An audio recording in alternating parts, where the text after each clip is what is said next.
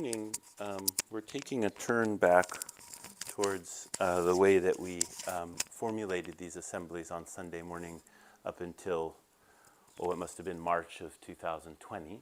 And so this is how the hall would have been each Sunday at that time. And this Sunday is the Oregon Country Fair and a bunch of other things. So a number of people here is a little bit less. It couldn't be because of the quality of the teaching. And so oftentimes it's very filled up, and it makes some elevation for the teacher is helpful in that regard. And one of the differences now is that we've explored how it is that we can use technology to make the teachings accessible to people who aren't able to come in person. And we've done that by video for most of the pandemic. And now we're switching to an audio feed. So I'll have this little clip here. And I don't know if there's anyone streaming or not. I don't know that we have the capacity to know that. Do we have the capacity, Josie? Yes, we have like 10 or so. Okay, great. So everyone online, I hope that this is working okay. And so there'll be an audio stream rather than an interactive video hookup for Sundays. And we'll try that for a while and see how it goes. We were finding that most people were not really in the interactive mode. They were just turning it on and listening. And so it's a lot of work to get the video and everything up, and also has some other costs, which I won't go into too much right now. But when you have an eye looking in, there's also some costs of that. For some people, that really compromises their ability to be able to participate freely if they're on video, and so there's other costs that are involved in that. So we're going to try this out for a while. I just want to encourage everybody, whether you're in the hall or you're there on the Ingawa, which is practically in the hall, or if you're online, please give feedback to Joichi. He's the mastermind of the technology and everything, so anything about your experience that would be nice if it was shifted a little bit, if you let him know. We might be able to incorporate it, or we might not. But it's always good to get the feedback. So it's so nice to be able to say each other's names again. I've missed that so much. It's a simple thing, but when you do it week after week, there's a way that it builds Sangha, the way that it builds community that is really quite profound. When I was a high school teacher, I learned very quickly that if I could remember a student's name, that I could connect with them very immediately without the, hey, you, right? It was just like, Stephanie. And now we could encounter each other because we were known to each other in a way that when we don't know each other's name, it's easy for people to become kind of flat in our experience, and then especially you get masks on and everything on top of that. So I'd encourage you to really embrace that practice and then try to remember each other's names. And when you're after service, we're having tea or something like that, see if you can remember if there's somebody that you say, oh, Wilcox, right? Yeah, Wilcox, great. And then that has a way of formulating our connection with each other that's really priceless. For me, I've been mostly out of the hall on Sundays for the past couple months. I was traveling to help with some important ceremonies at some various places in the United States, mostly in California. And it's really nice to be back. I deeply miss Budai Temple when I'm not here. And not only because we have the one true Dharma, but also because I like all of you, and I think we have something really special here, and it's it's my place, and so I feel that when I return. This morning, I'd like to talk a little bit about summer. Talk a little bit about the wild. In the summer, I think the natural world is inviting to us in the way that it's inviting to us in summer, which usually is an invitation to a full body engagement. I'm not sure who it was that was so distressed out here earlier. I'm not so good with bird calls, but sounded like osprey or something that was must have gotten tangled up in some drama with the pack of crows that live in the neighborhood, would be my guess. But in the summertime, both because it's warmer, it's easy to have everything open up. We like to go into the woods. It's easier because it's not raining, it's not cold. Maybe you go swimming. all of those sort of practical things. But there's also something in the energy of summer. There's something in the heat of it. There's something in the way that we're pulled out of our maybe self-reflective life in a narrower sense into this engagement with a larger world. And I love that about summer. Being an extrovert, it's easy for me to love that about summer. You will have your own quality with that. Some people, I remember I was at the shopping a few weeks ago, and I said, oh, it's so nice to have the sun in the shop. The young lady who was checking me out, she said, I hate the summer. I prefer it when it rains. She says, it's too bright out there. I just have to go home and close all the blinds and watch movies of the winter. So, that's different for everybody. But there is something in the way that we're called out. And I hope that you have found your way with that. It's different for everyone. Our second daughter, Kaide, and her husband, they really love crawdads for some reason. And they don't like catch them and eat them. They just go to the river and they have goggles and they dive down and they get crawdads and they just look at them. And they have like these little staring contests with the crawdads and they put them back in the river and they go away. And I will assure you, of my whole family, Kaide is the most normal of us all. She's like, if you met her, you'd be like, I don't think that doesn't make sense. You're doing that. But for whatever reason, her and her husband really love to do that. They found their way with it. It's kind of quiet activity, but there's something about that red kind of shaman at the bottom of the river that speaks to them. I want to encourage you in this way because we increasingly live in a world where it's difficult to step beyond human fabrication. I'll say that again. It's difficult to step beyond human fabrication. We are mostly living in a world that is defined by things that are fabricated by humans. Buildings, of course, cars, roads, all of those kinds of things. But images, advertisements, many of the things that we're seeing for most of the day on the various devices that we used, all purposely created. I'm not saying those are bad, but I'm saying that all has a cost. And to be able to step beyond human fabrication, right, offers something to us. It's very important for our overall health that we are not simply bound in a world of what is made by our species. It is very important for our spiritual health, for us to be able to intuit the path of the spiritual life. We have to stay in contact with what is really alive. And things that humans fabricate can be alive. I don't mean to say that. But it's easy for us to get caught in a certain way when that is our primary concern. We are driven to incorporate.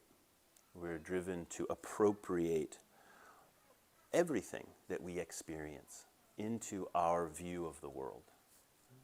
Our way of thinking about the world, our sense of what's important, our sense of what needs to happen, etc. All of that, as we're experiencing, we tend to categorize things. We find the edge of them. We have some subtle judgment or maybe not so subtle judgment about it, and then we're placing it within the matrix of our own map of how the world is.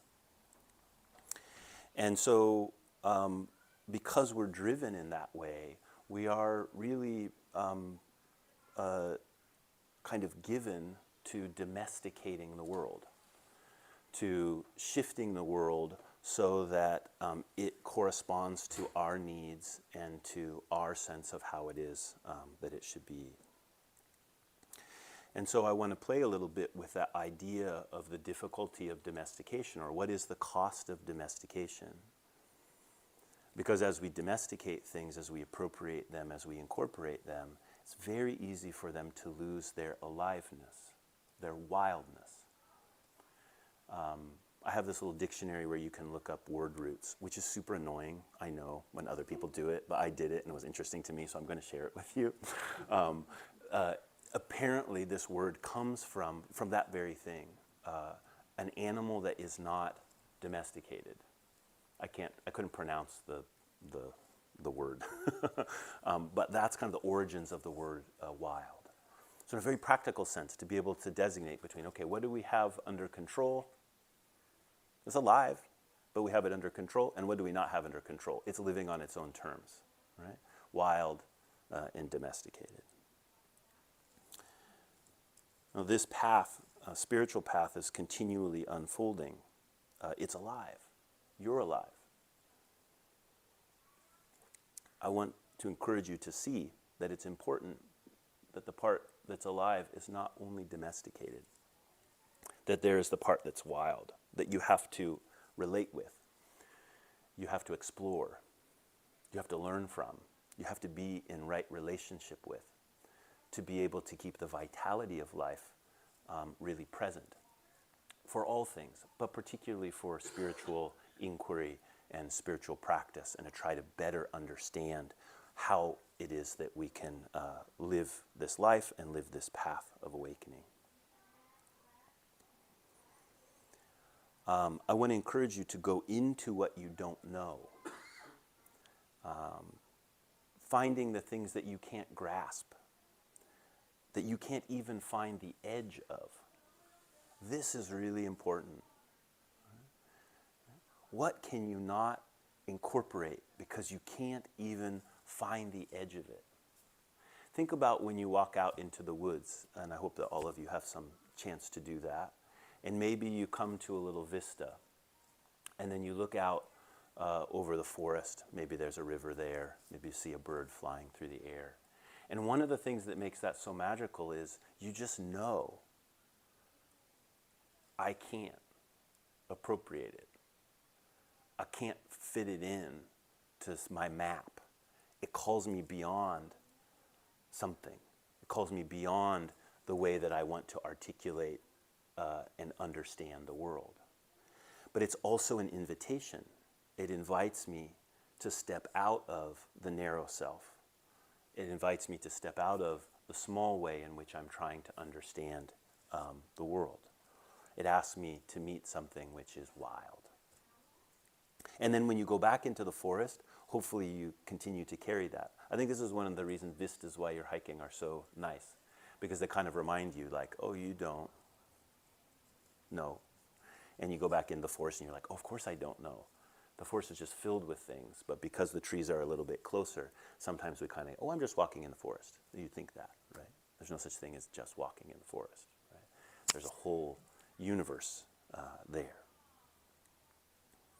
Now, to come into some Buddhist theory on this a little bit, I think it's important for us to look at the quality of how it is that we experience. In the Buddhist teaching, this is the technical term that's often used as dependent origination. We can use a less formal term, which is interdependence, total interdependence. And in fact, most Buddhist teachings are pointing at this. I might go so far as to say all Buddhist teachings, in one way or another, are pointing back to this interdependence. We have teachings like emptiness, we have teachings like teachings of no self, or impermanence, or non-duality, or even attention. And if we go down into these teachings a little bit, we will find this thread of our interdependence is right at the base of it. Now, in the case of experiencing, the experiencer and the experiencer and the experienced, we say from a Buddhist perspective, are completely inseparable. They're always arising together. You never get an experiencer without the experienced, and you never get the experienced without an experiencer.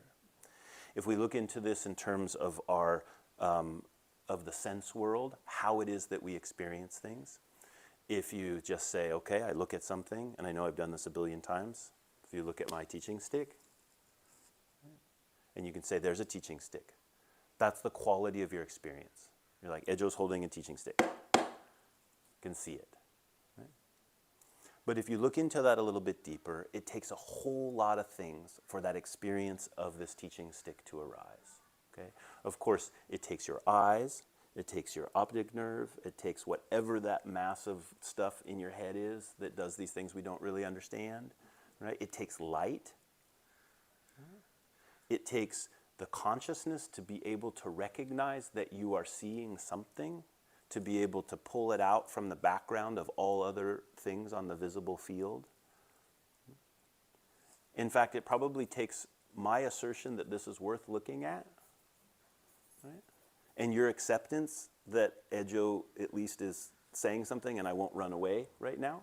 You don't need a lot more than that, right? But just the words will call your attention to it. And if we follow that out, we'll see that there's this whole process that's happening for us to do something as simple as seeing a stick or hearing the sound of a bird or of children or any manner of things. So our sense world is built of this interdependence. Our consciousness is built from being in a world of these senses. So example I oftentimes like to give is, why are our bodies organized the way they are? Gravity. If there was no gravity, we would not be the beings that we are. We wouldn't have developed a skeletal system. There'd be no such thing as like bipedal locomotion. I mean, there wouldn't be non-bipedal locomotion either. But the whole way that our body is has everything to do with gravity. And if you think about why are we the size that we are, you know, when you get too much bigger than we are, it causes a lot of problems in relationship to biology. We have to take on a different form if we're going to be much larger than we are. We can be quite a bit smaller, right? But larger doesn't seem to work very well. Right? I just bring this up as an example of something forms because of the entirety of the situation. The same thing is true of our consciousness. Why do we have a consciousness? Why can we experience things? We're in a world of sensation, and that sensation develops together. Our capacity to see, to think, to feel, etc., is happening together with the world. And you can see this if you pay attention to children. I have the good fortune of having a robust grandson who's 10 months old now. He's currently at the Seattle airport. It looks like he's doing pretty good. Looks like he had a fabulous poo in the airport, which is a good thing. You know, if you're a kid, you do that in between the plane rides. So he's getting points with his mom and dad.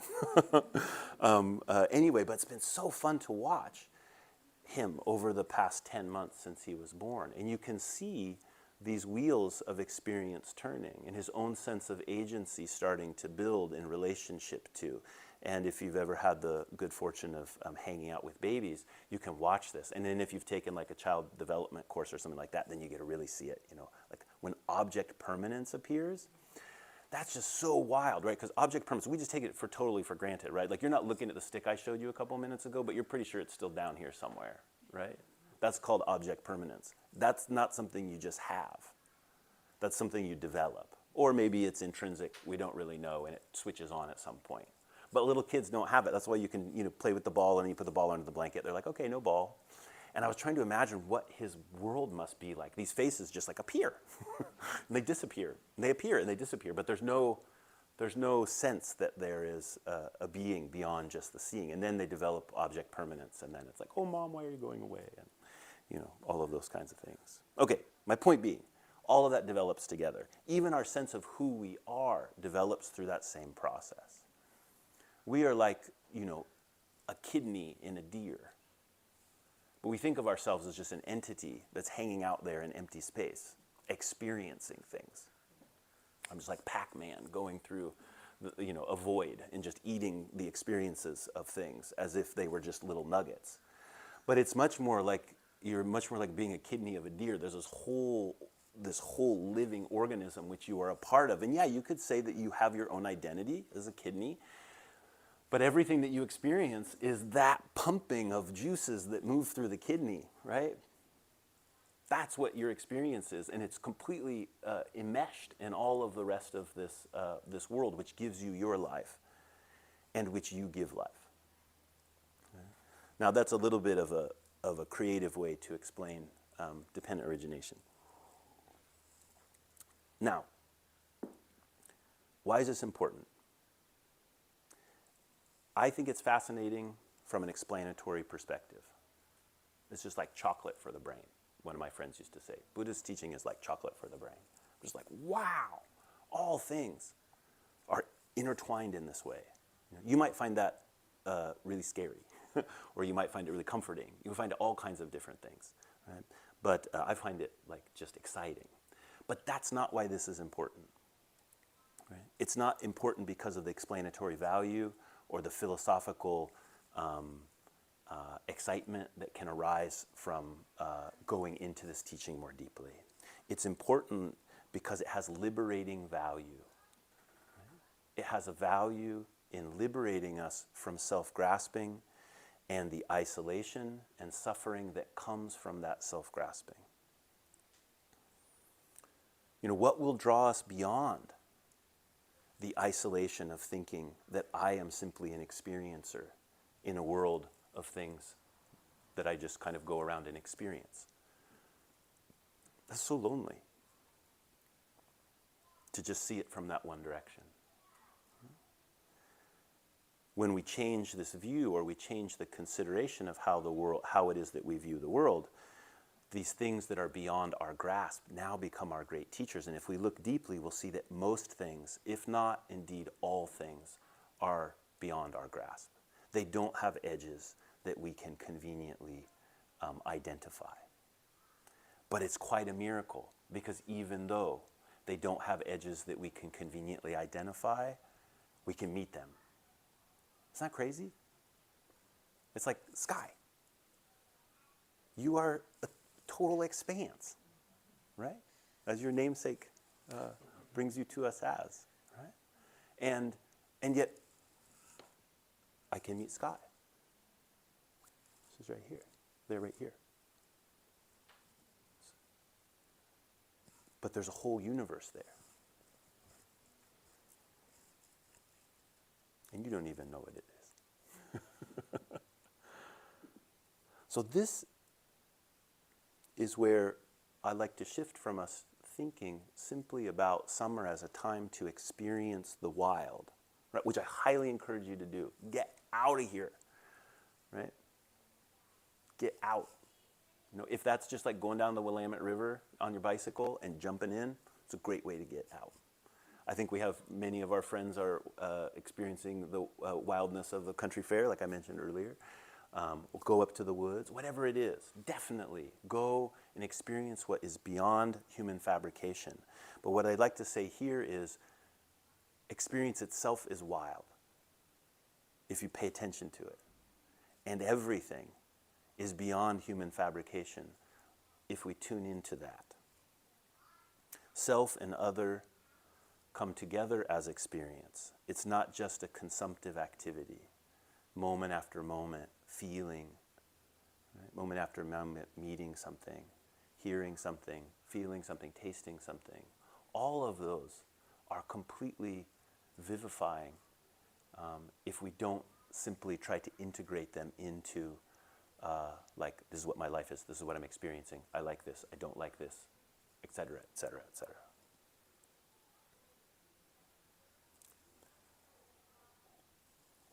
The teaching here basically is don't gobble it up. You ever been that? Like you've been eating something and you're like through a half of a pizza and you're like, I think I'm full, but I don't even really know because I just kind of did that, right? Which also is fun. I mean, don't be too hard on yourself. I don't mean to make you neurotic about that kind of thing. But just think, like, that's so much of what we label as experience and kind of just throw it in the back of the truck. It's like we got this old truck and we're kind of driving it along. Oh, pick this up, throw it in the back. Pick this up, throw it in the back. And we're not really aware of what it is that we're encountering. So this like mindfulness boom that we have now, a lot of Buddhist teaching is giving rise to a teaching of mindfulness, which is great. But mindfulness is not just a better way to like pick up the hubcap and go, oh, it's really beautiful hubcap, throw it in the back, keep going, right? That's a way that we can understand that teaching. There's something much more profound there happening. Much, much more profound. It's like bottle cap.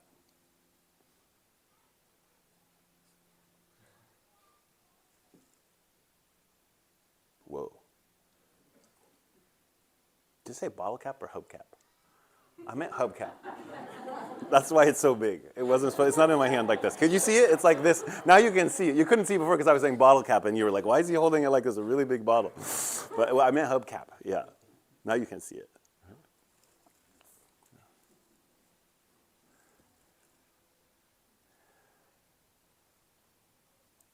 So paying attention. Experience as something wild as opposed to something which is just our path of consumptive experiencing. That kind of paying attention is liberating because it invites us beyond our self-grasping, our limited way of understanding the world. And it's also respectful. It's ethically aligned. That when you meet an other, that you don't assume that you can know what they are. Just think about that in human relations.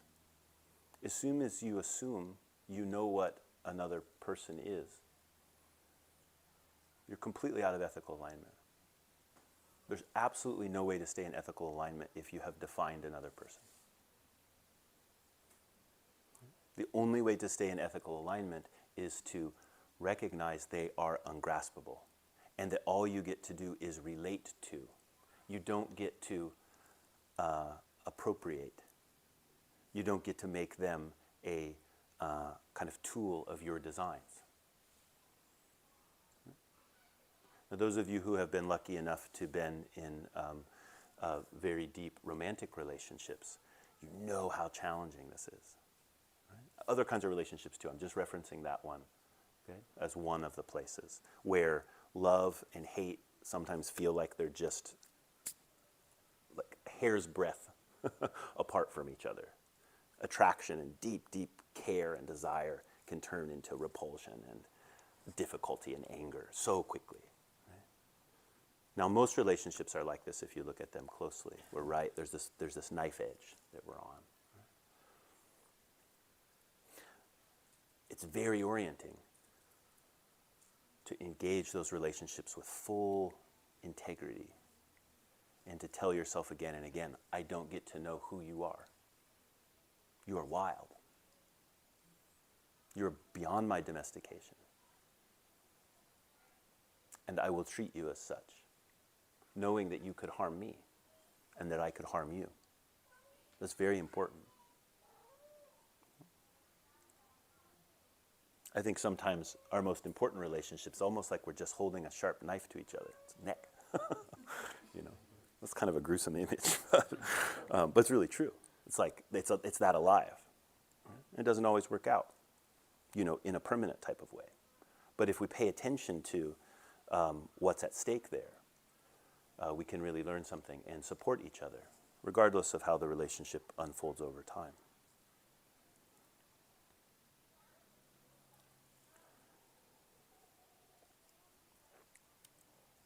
So I would like to propose that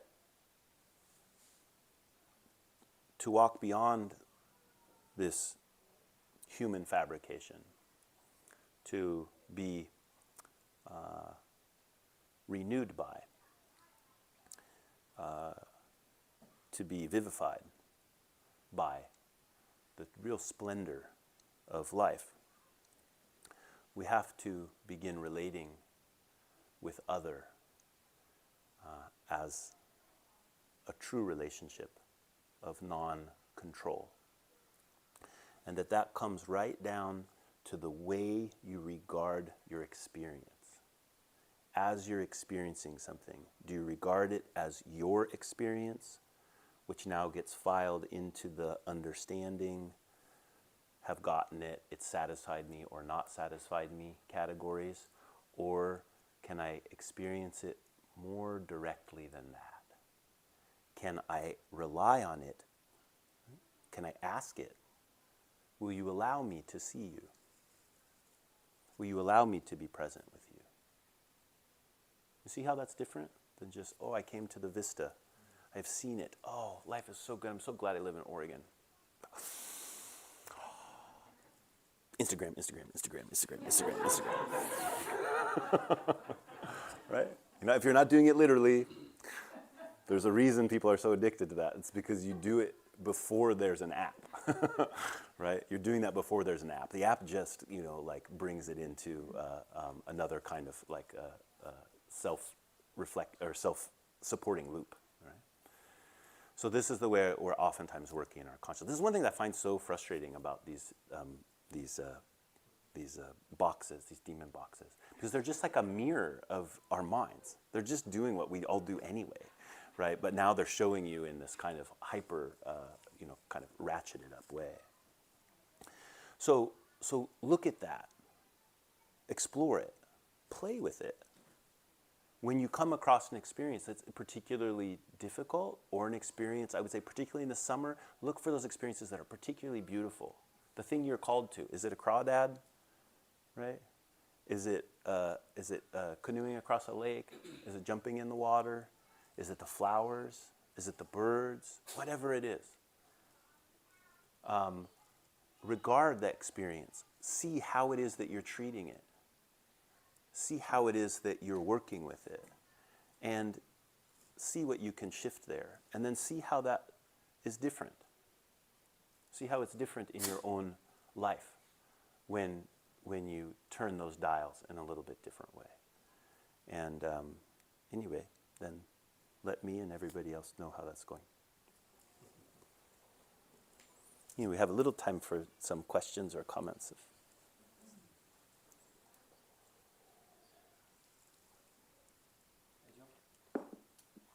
I'm currently wrestling with my demon boxes. Mm-hmm. Yeah. How could I find more of the wild in them instead of try to let go of them? Oh, I don't know. I mean, I'm not saying you can't. I'm just saying I don't. It's not. I would say mostly. I kind of try to limit my time with them. That's the most thing. I would say this: a place.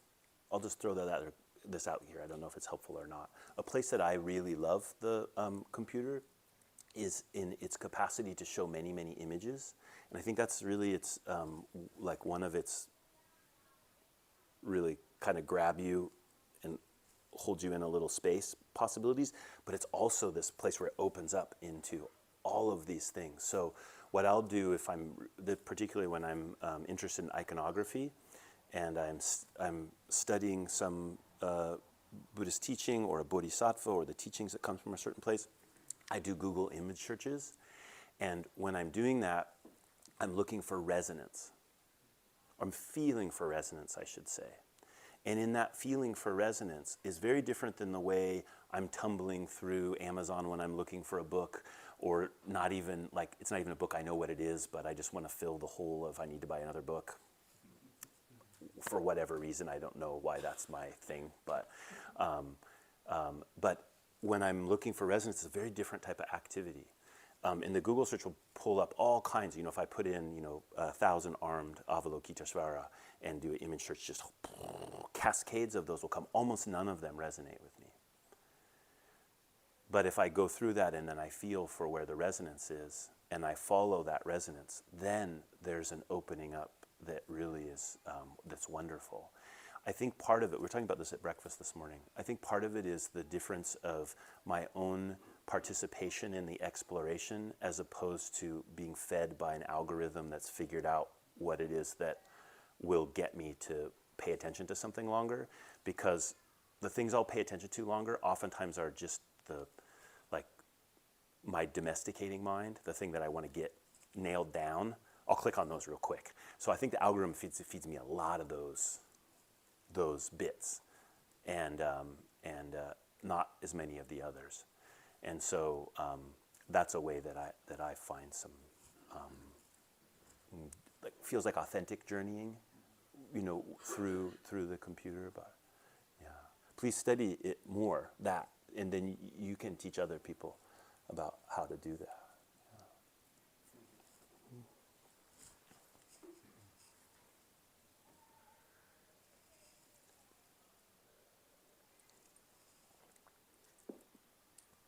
Hi. So I've sometimes heard people lament that there's distractions when they meditate. Mm-hmm. There's birds and there's rain and there's Yeah. stuff, Yeah. right? Yeah. And I seem to have a sort of an oppositional view about that. Mm-hmm. And I'm just kind of wondering, it doesn't seem to me that that's the distraction. Mm-hmm. It Yeah. seems like that's the reality. Yep. So I kind of feel like I welcome it. Mm-hmm. Mm-hmm. Does that make sense? Yeah, makes sense to me. I would say, so there's a few different layers. One is our consciousness is, typically quite active, and it grabs onto things for all kinds of reasons, many of which, or most of which, have a healthy dose of delusion, mixed in, if not just foundationally diluted. So that can be a pretty tumultuous sea of thoughts and feelings, and then when there's a lot of other things going on around us, when we sit down and try to explore the spaciousness of consciousness, it can activate that so quickly. And it can be very difficult to find anything other than just reactivity to the various things that are happening. In their essence, there's no such thing as distraction. There's nothing outside, in essence. But we also, because we're so reactive in that way, it's very helpful for most of us to have a kind of place apart from that's relatively quiet. We can cultivate a certain kind of serenity so that we can start to understand our own mind more clearly.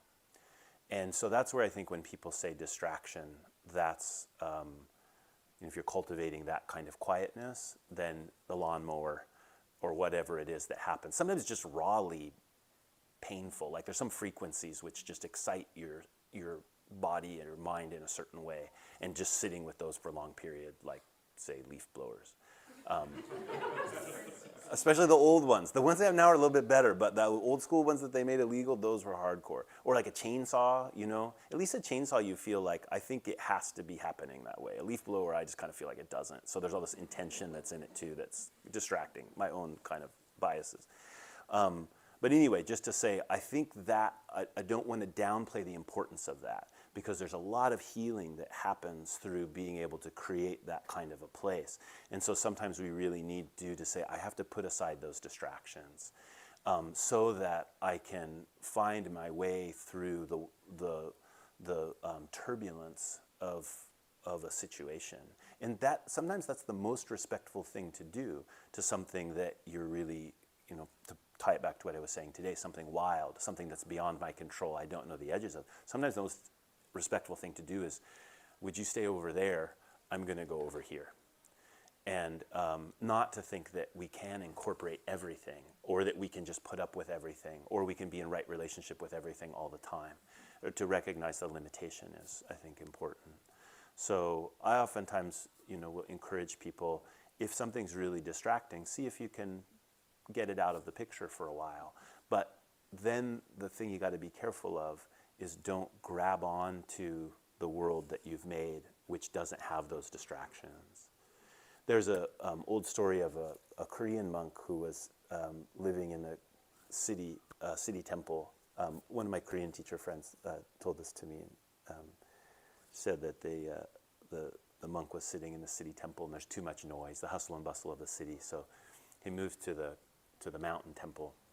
I was living in the mountain temple, and then you're living in this community of monks, and they're just always doing stuff and creating all this, drama and whatever. And it was like, oh, this is no good. I need real quiet.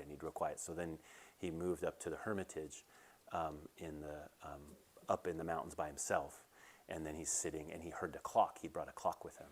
And so then he's like, okay, now there's the clock. So he smashes the clock, and he thinks, I'm finally free. And he sits down in meditation, and then he hears his heartbeat, right? And so I think this is a clever story about how life is noisy. Life has a rhythm, but the thing about it is mostly under our unskillful way of living, the rhythm is lost, the spaciousness is lost, and we're crushed in the weight of it all. And so finding ourselves back into what does it mean to harmonize with our own body and mind and with the world sometimes takes that kind of, quietness. Joe, Hi. this is not a question or a comment, it's actually kind of a pitch for something. Mm-hmm.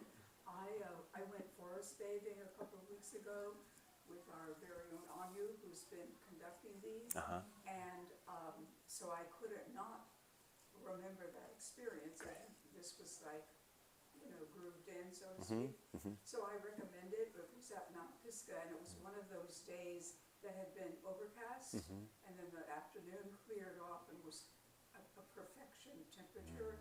And so it was it was so nourishing. We were there 3 hours and many different spots, so the experience, each spot was different. Yeah, yeah. And as the evening went on, then of course the lights slowly changed so that the configurations of trees, grass to one another.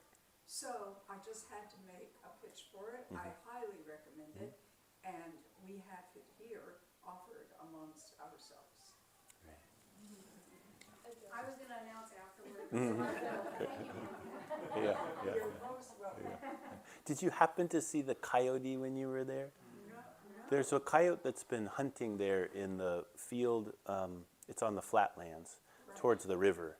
And I bring that up because I think it's really cool. But also, I had never seen I'd heard coyotes many times, but I'd never seen one, especially in hunting kind of season, like a situation like that before. And when you really encounter a wild animal that, I guess for the coyote, I mean, there's many wild animals, birds and raccoons and things that's a little bit bigger and doing their thing. There's something very magical about that. I think it's worth for us reflecting on what is that when we mostly live in relationship with animals where they're kind of, we know their name, they kind of seem a little safe, or they're in a cage. Yeah.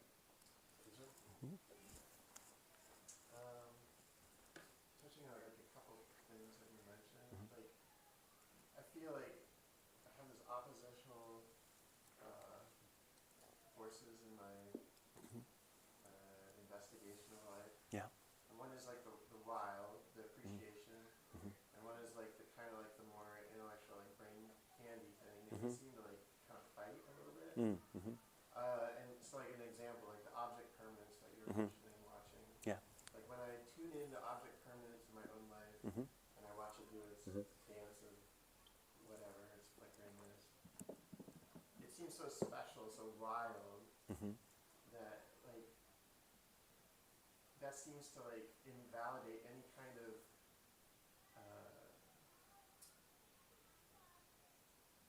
intellectualization. Like, like how could the 12 Nidanas ever like explain that? Like how could that ever be chopped into any kind of number of links of dependent origination?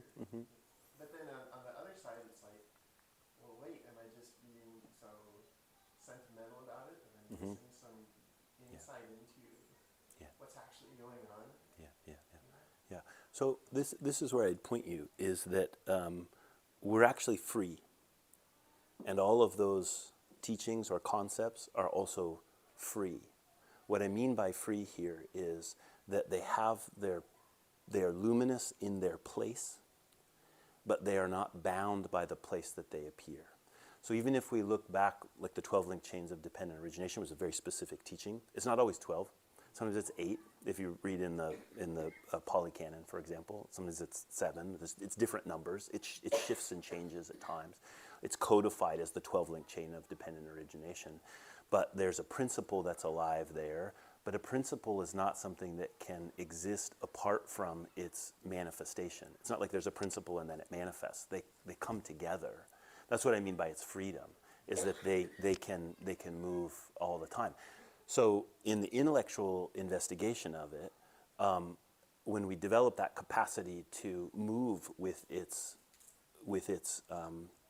different ways of appearing, then I think there's not as much tension between that and the experiential, because oftentimes we're sort of, I think especially in a Western kind of philosophical sense, we've built structures to gain knowledge that are based on a mistrust of our sensory experience. We say in fact you will be misguided by your sensory input. To establish what is true, you need to create a structure that is outside of subjectivity to be able to create an understanding. And that's wonderful. In fact, Buddhism has a whole bunch of stuff that says, like, you shouldn't be paying attention to your regular experiencing and thinking that's how things are, because it's basically diluted.